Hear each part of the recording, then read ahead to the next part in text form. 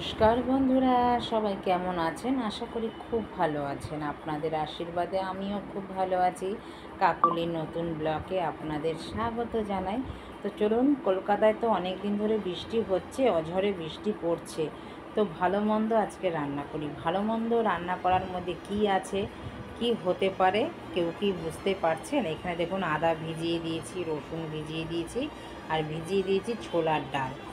ভাবছেন তো ছোলার ডাল কি ভালো মন্দ হবে? তো পুরো ভিডিওটা বন্ধুরা দেখতে থাকুন, কি ভালো মন্দ রান্না করি ছোলার ডাল দিয়ে। ততক্ষণে চলে এসছে আমার মাংস। তো চলুন, মাংসটা ভালো করে ধুয়ে নিই। 2-4 বার ভালো করে মাংসটা ধুয়ে ঝুড়ির মধ্যে আমি তুলে নিলাম। আর কিছু সলিড পিস যেগুলো ছিল সেগুলোকে আমি আলাদা করে নেব। আমার মাংস ধোয়া হয়ে গেছে। এবার চলুন গ্যাসে চলে যাই। গ্যাসে আমি বসিয়ে দিয়েছি হাঁড়ি, আর এখানে কড়াইও বসিয়ে দিয়েছি, আর ডাল সেদ্ধ করে নিয়েছি। এখানে মাংসও সেদ্ধ করে নিয়েছি, আর এখানে চাল নিয়ে নিয়েছি 3 কৌটো গোবিন্দভোগ চাল, ধুয়ে পরিষ্কার করে ঝরিয়ে জল।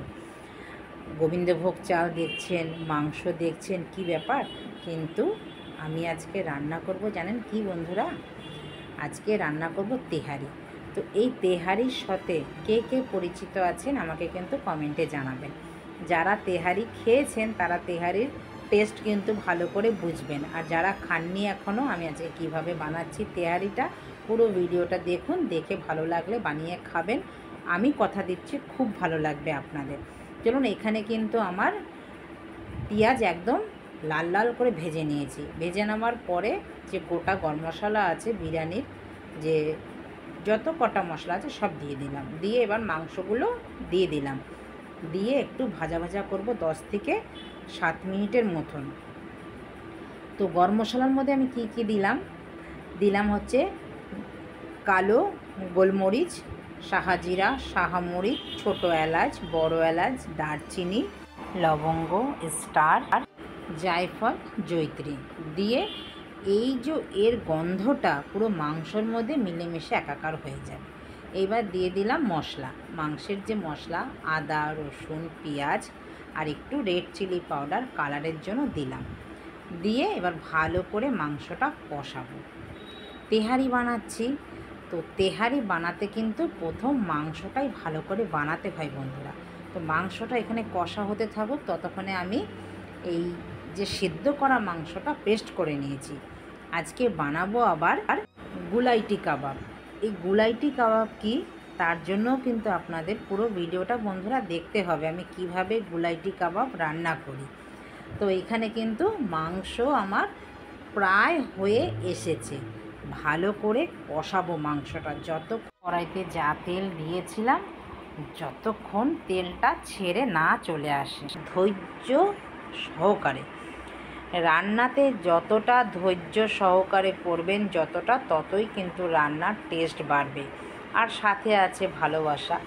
ভালোবেসে কাউকে যদি খাওয়াতে চান রান্না আপনার হাতে, তবেই কিন্তু রান্না সুস্বাদু হবে। ভালোবেসে না খাওয়ালে রান্না কিন্তু সুস্বাদু হয় না।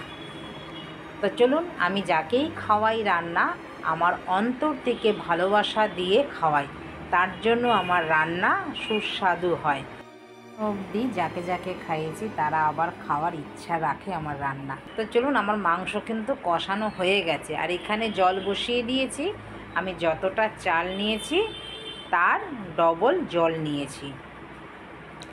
যে কৌটো দিয়ে আমি চাল মেপেছি সেই কৌটোটা দিয়েই আমি জল নিয়েছি। 3 কৌটো চাল নিয়েছি, 6 কৌটো জল নিয়েছি। এই 6 কৌটো জল যখন ফুটে গেছে তখন এই মাংসটা, কষানো মাংসটা ঢেলে দিলাম। এবার মাংসটা হতে থাকুক। আর এইখানে কড়াই পরিষ্কার করে দিয়ে দিলাম সাদা তেল, দিয়ে দিলাম ঘি। এটা আপনাদের ইচ্ছে মতন দিতে পারেন। তো আমার মন খোলা, আমি মন খুলে ঘি দিয়ে দিলাম। এবার চাল ধুয়ে পরিষ্কার করে আমি ঝরিয়ে রেখে দিয়েছি। চালের মধ্যে দিয়েছি তেজপাতা, গোটা গরম মশলা, আর একটু জয়িত্রী। এবার দিলাম পরিমাণ মতো আদা। দিয়ে একদম এটাকে চালটাকে ভাজা ভাজা করব যতক্ষণ একটা নখ মানে চাল নিয়ে নখ দিয়ে টিপে দেখব, তখন ফটাস করে যখন ভেঙে যাবে তখন বোঝা যাবে যে চালটা আমার তেহারির জন্য পুরো সম্পূর্ণ তৈরি হয়ে গেছে। অনবরত নাড়তে হবে বন্ধুরা, না নাড়লে কিন্তু তলা দিয়ে পুড়ে যাবে চাল। যতটা নাড়বেন, একটু কষ্ট হয়, হাত ব্যথা করে, কিন্তু কাউকে যদি ভালো করে খাওয়াতে হয় এই কষ্ট কিন্তু কষ্ট না। আমি বললাম ভালোবেসে যদি কাউকে খাওয়াতে চান তো যে কোনো রান্না কিন্তু খুব সুন্দরও হবে আর কোনো কষ্টকে কষ্ট মনেই হবে না। দেখুন একদম আমি কিন্তু চাল ভাজা ভাজা করে নিয়েছি, চালের রঙটাও কিন্তু পাল্টে গেছে। এইবার যে মাংসের জল কিন্তু একদম দেখেছেন ফুটে গেছে। এইবার চালটাকে দেব আমি ঢেলে। তো তেহারি কিন্তু এইভাবেই বানায়, আপনারাও এইভাবেই বানিয়ে খাবেন। তেহারি বানাতে খুব একটা বেশি সময় লাগে না, সবার আগে তেহারি হয়ে যায়। তো তেহারি কিন্তু এইভাবেই বানায়। তো আমার রান্না দেখে কেউ এর পিন্ডি চটকে দিয়ে অন্যভাবে রান্না করবেন না প্লিজ। আমি যেইভাবে রান্না করছি ঠিক সেইভাবে রান্না করে আপনারা ফেসবুকে ইউটিউবে ছাড়তেই পারেন। হ্যাঁ, তো চলুন আমি এবার বসিয়ে দিয়েছি হাঁড়িটা একদম আস্তে করে। এবার হতে থাকুক এটা 10 থেকে 15 মিনিট হালকা আঁচে হতে থাকুক। আর এইখানে আমি সব নিয়ে নিয়েছি, সব বলতে এখানে পেঁয়াজ কুচি আর স্প্রিং অনিয়ন কুচি নিয়ে নিয়েছি। আর এখানে দেখলেন আমি তো সব পেস্ট করে নিয়েছি। দিলাম এবার আদা, দিলাম রসুন, আমি কিন্তু পরিমাণ বুঝে দিচ্ছি আমার রান্নার ওপরে। কাঁচা লঙ্কা পেস্ট, এবার দেব 3 থেকে 4 চামচের মতন আমার আন্দাজ মতন ছাতু। এই গুলাইটি কাবাব বন্ধুরা আপনারা একবারটি খেয়ে দেখবেন, এই গুলাইটি কাবাবের প্রেমে পড়ে যাবেন। আর আমি কিভাবে বানাই দেখতে আপনারা না যে যেইভাবে শেপ দিতে পারেন। আমি একটু টিক্কা টাইপের দেব, যেহেতু আমার স্টিক নেই। স্টিক থাকলে স্টিকের মধ্যে ভরে এটা করতে পারতাম। তো আমি কিন্তু এবার মেখে রেখে দিয়েছি, 10 থেকে 15 মিনিট আমার হয়ে গেছে মাখা রেখে দিয়েছিলাম। হাতে একটু তেল নিয়ে আমি শেপ দিচ্ছি টিক্কা টাইপের। আর ওইখানে ততক্ষণে আমি মশলাটাও গুছিয়ে নিচ্ছি। আর এখানে আমার কিন্তু তেহারি মোটামুটি হয়ে গেছে। এই দেখুন আমি যেরকম বানাচ্ছি আপনারা সেইভাবেও বানাতে পারেন, চৌকোভাবেও বানাতে পারেন, বা কাঠির মধ্যে দিয়েও বানাতে পারেন। এই একটাও হয়ে গেল, আমি আরেকটা দেখাচ্ছি। দেখিয়ে এটাকে আপনারা চাইলে পরে এয়ার ফ্রায়ারেও ফ্রাই করতে পারেন, তেলটা কম লাগবে। আর চাইলে এটা ডুবো তেলেও ভেজে নিতে পারেন। এটা যখন রান্না করব বন্ধুরা, মানে মুখে দিলে একদম গলে যাবে, মানে এতটাই টেস্ট। আর এটা এমনি ভেজেও আপনারা খেতে পারেন চায়ের সাথে। তো চলুন, এই দেখুন আমার হয়ে গেছে। এবার আমি এয়ার ফ্রায়ারে একটু তেল ব্রাশ করে দিয়ে দিই। অল্প ভাজা হবে, এটা হচ্ছে এয়ার ফ্রায়ারে স্যালো ফ্রাই হবে। এটা একদম সেট হয়ে যাবে। চলুন এয়ার ফ্রায়ারে আমি এখন সাজিয়ে দিই।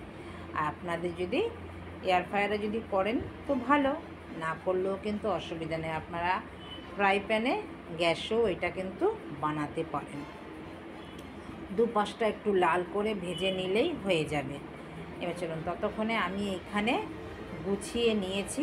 এটা এয়ার ফ্রায়ারে আমি দিলাম প্রায় 10 মিনিট সময় হয়তো নেবে। ততক্ষণে আমি এখানে গুছিয়ে নিয়েছি আমার মশলা। এই গুলাইটি কাবাব বানাতে মশলা আমার কি লাগবে, আমি নিয়ে নিয়েছি দুধ, একটু গোলাপ জল, মিঠা আতর, কেওড়ার জল, আর একটু এসেন্স রেখে দিলাম। আর নিয়েছি বিরিয়ানির যে মশলা আপনারা দেন সেই মশলা, একদম গোটা মশলা। চলুন টাইমার দিয়ে সেট করে দিলাম, এটা ওর মতন হতে থাকুক। 180 ডিগ্রি ফারেনহাইটে এটা হবে 10 থেকে 12 মিনিট। কড়াই পরিষ্কার করে আবারও কড়াইটাকে বসিয়ে দিলাম। এবার দিলাম সাদা তেল।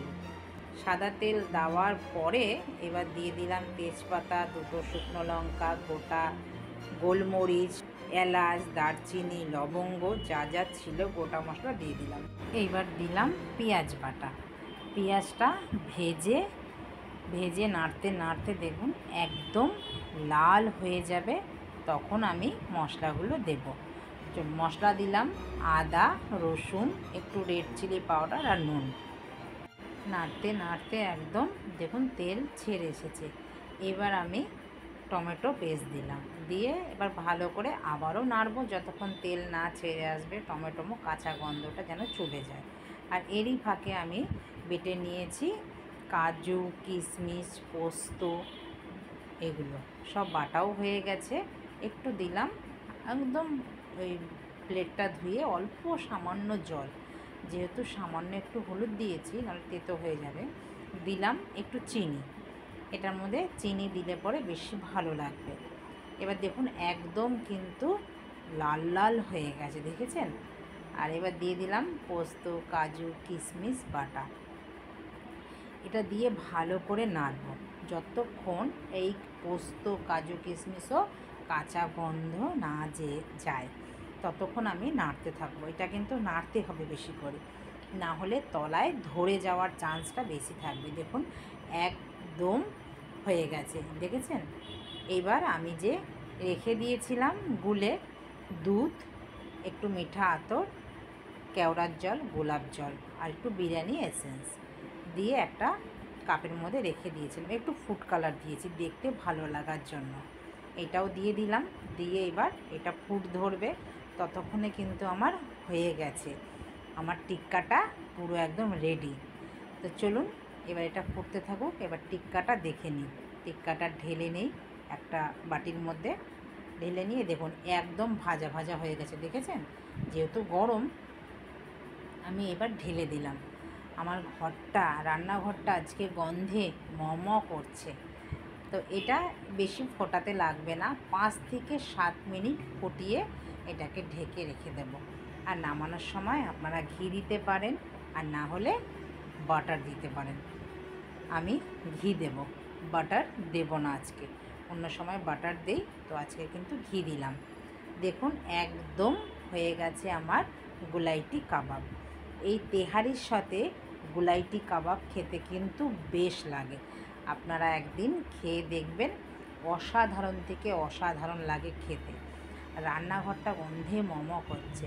তো চলুন, আমার কিন্তু এবার হয়ে গেছে। এবার শসা দিয়ে আপনারা খেতে পারেন। তো বন্ধুরা, ভিডিওটা আপনাদের কেমন লাগলো? যদি কোথাও ভালো লেগে থাকে লাইক, কমেন্ট, শেয়ার করে চ্যানেলটিকে সাবস্ক্রাইব করে আমার পাশে থাকবেন, আর এইভাবে বানিয়ে খাবেন।